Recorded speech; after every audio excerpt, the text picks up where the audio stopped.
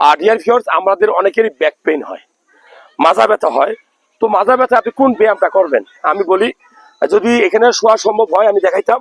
সেটা হলো যাদের ব্যাক পেইন হয়, যাদের নাম্বার 4-5-এ ব্যথা হয়, পিএলআইডি রোগ বলি, তাদের ব্যায়াম করতে বলি আমরা এরকম সোজা হয়ে, এরকম সোজা হয়ে শোবেন, খুব সহজ।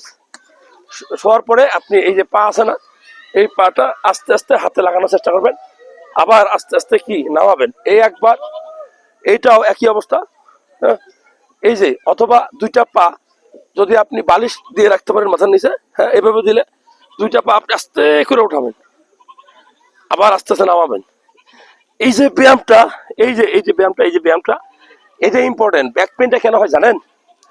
নিচে বসে কাজ করলে, আপনি নিচে বসে বাথরুম করলে, নিচে বসে যদি বেশিক্ষণ সময় আপনি তরকারি কুটেন, আপনার ব্যাক পেন হবে। সেক্ষেত্রে আপনি একটু উঁচু জায়গাতে বসবেন, নিচে বসে বাথরুম করবেন না, নিচে বসে কাজ করবেন না। নিচে বসে নামাজ পড়া যায় কিনা সেটাও আপনি হুজুরের ফতোয়া নিয়ে, যদি চেয়ারে নামাজ পড়লে হয় চেয়ারেও নামাজ পড়তে পারেন। তবে এই ব্যাক পেন মানে কিডনি শেষ এরকম না, ব্যাক পেন খুব খারাপ রোগ। আপনার একটা এমআরআই করলে বুঝতে পারবেন যে নাম্বার 4-5 থেকে অনেক সময় নার্ভগুলো প্রলাপস হয়।